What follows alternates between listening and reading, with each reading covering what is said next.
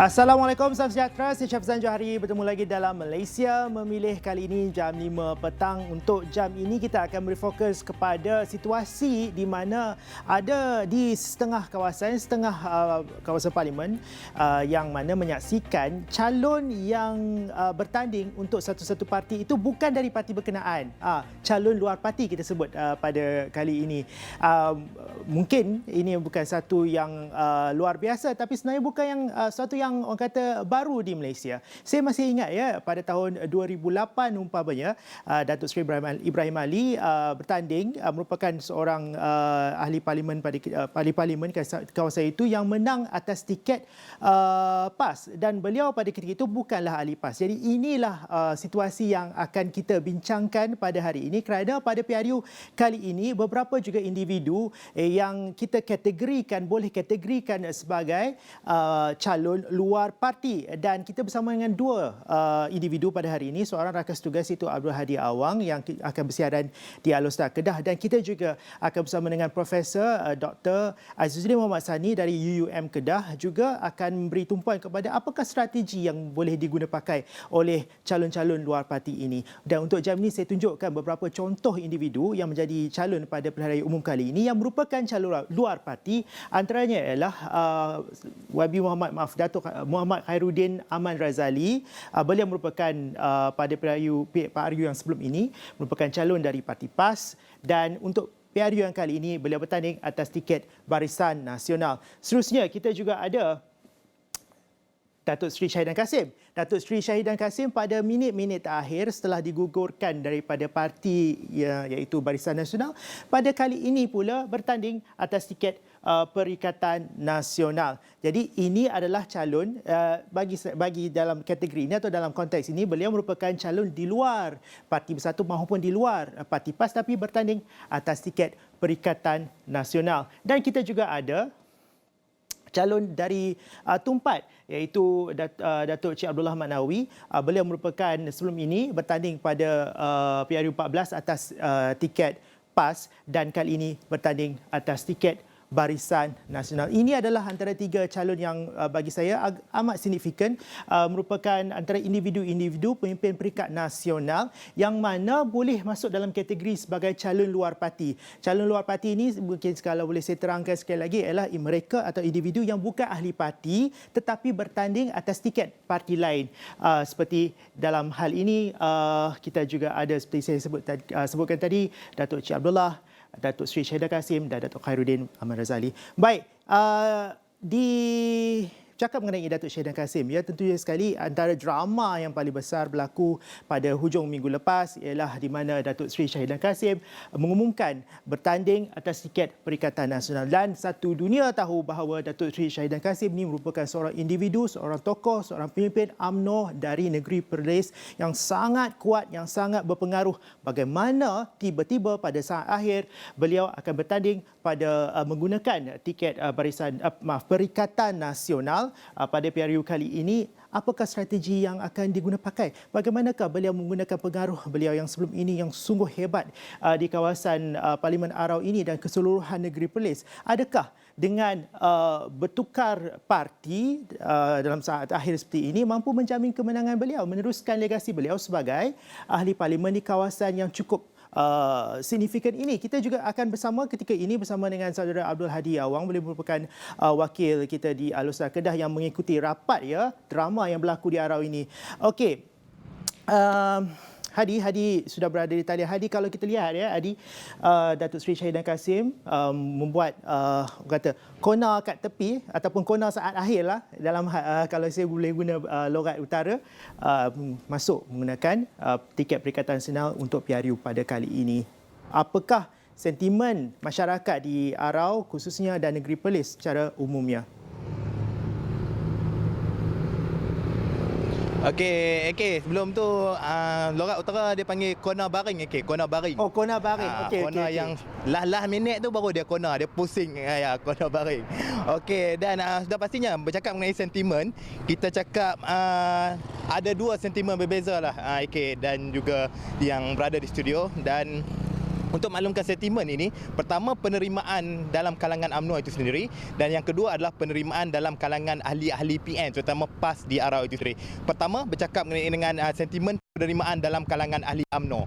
Seperti yang dimaklumkan oleh Datuk Seri Shahidan Kassim, semalam sebelum majlis pengumuman calon Barisan Nasional yang dibuat di Kuala Lumpur itu, yang diumumkan oleh Presiden UMNO yang juga pengerusi Barisan Nasional, Datuk Seri Ahmad Zahid MD, nama beliau tidak diumumkan. Semalam sebelum itu beliau telah menyatakan bahawa kesemua bilik gerakan Barisan Nasional di Arau telah ditutup, dan kami terus bergegas kerana 2 hari kami meninjau beberapa kawasan, terutama membaikkan PDM di Arau itu memang benar, memang ditutup hampir ke semua, dan kami terjumpa satu PDM yang dibuka, iaitu di PDM Sena di Don Guar Sanji, yang mana PDM itu saja yang dibuka. Kami masuk ke PDM kenaan, bertanyakan mengapa mereka masih dibuka. Mereka menyatakan bahawa mereka kekal bersama parti walaupun mana-mana pemimpin parti menjadi calon.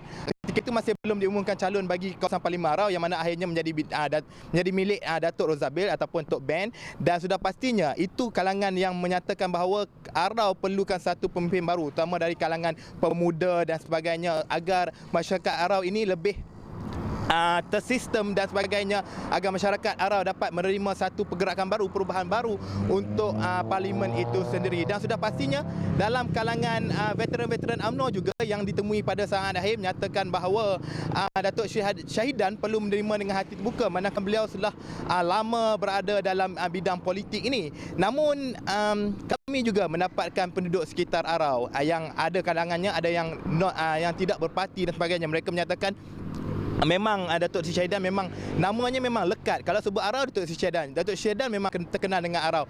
Manakala beliau menjadi ahli parlimen itu sejak beberapa penggal yang lalu, selain menjadi Menteri Besar Perlis yang katanya paling lama menjadi Menteri Besar di Perlis ini, dan itu Datuk Seri Shahidan dalam kalangan kalangan yang tidak berparti, dan mereka menyatakan bahawa Datuk Seri Shahidan boleh dipilih sekiranya kerja yang dilakukan betul, dan mereka menyatakan Datuk Seri Shahidan juga saling turun ke padang, tidak kira parti dan sebagainya. Itu yang kata-kata yang golongan yang tidak berparti. Dan ada juga dalam kalangan pemimpin PAS, saya tanyakan pengurusi PN Negeri, manakala kawasan yang dimenangi oleh pengurusi PN Negeri iaitu Cikgu Muhammad Syukri adalah kawasan Sanglang, di Don itu di bawah Parlimen Arau, dan beliau juga pengurusi PN Negeri. Saya bertanyakan macam mana penerimaan ahli-ahli PAS, manakala Datuk Seri Shahidan sebelum ini dalam kalangan orang UMNO dan sebagainya menyeram PAS dan sebagainya. Sebelum ini Datuk Seri Syukri berkata kalau dia nak bersama kita, dia hati yang baik nak bersama kita, kita perlu menerimanya dengan hati terbuka, dan mengatakan bahawa berkemungkinan besar kesemua ahli PAS di kawasan Arau itu akan patuh dengan arahan parti dan sebagainya, akan menyokong Datuk Seri Shahidan dalam pilihan raya umum akan datang. Dan itu penerimaan dalam kalangan PAS. Dan Cikgu Muhammad Syukri, pengurusi PN Negeri juga maklumkan bahawa meletakkan Datuk Seri Shahidan Kassim sebagai calon PN di kawasan Arau ini, di Parlimen Arau ini, akan memungkinkan mereka berjaya mendapatkan lagi 3 Don yang menjadi milik BN sebelum ini. Sebelum ini PAS hanya memiliki 2 Don, iaitu Don Guar Sanji dan juga Don Sanglang. Namun tiga Don lagi, iaitu seperti Don Tamun Tulang dan sebagainya, boleh dirampas dan menjadikan kedudukan 5-0 di kawasan Arau, 5 Don di kawasan Arau dan 0 milik Barisan Nasional.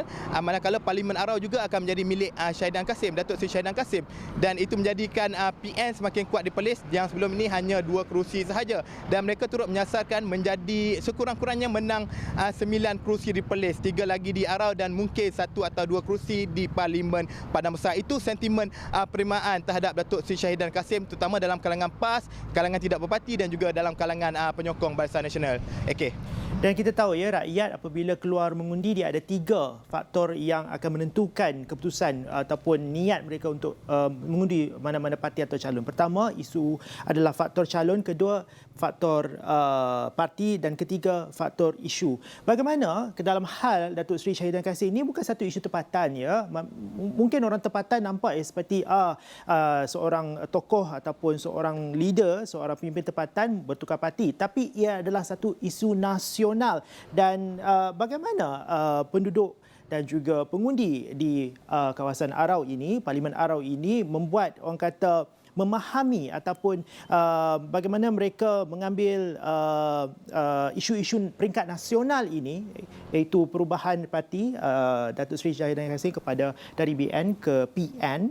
Ini merupakan satu isu peringkat nasional. Adakah ini orang kata memberi kesan terhadap cara mereka berfikir, cara mereka memproses situasi yang berlaku, kerana sejak hujung minggu lalu segalanya begitu pantas, ya, mungkin mereka tidak punya masa yang tak boleh duduk dan betul-betul fikir dan perlu faham sebenarnya apa yang terjadi. Dalam hal ini Hadi ada input tak? Okey, sebenarnya semalam selepas majlis penamaan calon itu sendiri di Parlimen Arau, di Dewan Harum Manis Politeknik Tuanku Syed Surojuddin, saya terus bertanyakan Datuk Seri Shahidam mengenai dengan bagaimana mungkin penerimaan orang-orang Arau terhadap beliau, memandangkan beliau bertukar daripada Barisan Nasional kepada parti Perikatan Nasional, dan beliau menyatakan agak sedikit takut orang tersilap pilih. Biru nak dekat sama dah, dia kata cuma biru yang nak ada dacing, biru ni ada tulis Perikatan Nasional. Kalau orang Perlis kata biru kati, biru yang ada kati, biru yang ada penimbang tu lambang Barisan Nasional itu. Dia takut orang silap pangkah. Dia kata orang yang nak sokong dia pergi sokong Barisan Nasional. Itu yang dikatakan risauan Datuk Seri Shahidam. Dia beliau menyatakan akan memberi penjelasan lanjut, terutama dalam kalangan pengundi-pengundi veteran yang sebelum ini mengundi beliau, untuk lebih faham. Beliau mewakili Parti Amanah ketika ini untuk mereka keluar mengundi pada 19 November nanti. Namun lain pula bagi calon yang diletakkan Barisan Nasional untuk mempertahankan Parlimen Arau itu sendiri. Datuk Rozabil, beliau menyatakan bahawa akan turun dari cawangan ke cawangan untuk memastikan BN terus menang di Parlimen itu dan sekaligus mempertahankan kubu kuat Arau yang ada di negeri Perlis. Okey, baik. Terima kasih. Kita harus lepaskan Hadi pergi untuk jam ini. Hadi akan membuat jauhan lanjut, ya, terutama sekali melibatkan 3 parlimen di negeri Perlis ini, dan terutama sekali apabila hampir majoriti di kawasan parlimen di negeri Perlis menampilkan muka-muka baru, ya Hadi. Jadi Hadi ada banyak homework yang kena buat ketika ini, terutama sekali buat hari ini. Baiklah, kita akan berhenti rehat seketika. Kita akan kembali selepas ini bersama dengan Profesor Azzuddin Mohamad Sani dari UUM, bercakap masih lagi mengenai isu ini, mengenai isu calon luar parti. Apakah potensi yang mereka ada? Mampukah ketokohan mereka itu memberi kesan yang mendalam walaupun menggunakan lambang parti yang lain pada saat yang akhir? Yang ini kita akan bincangkan dalam blok kedua selepas ini.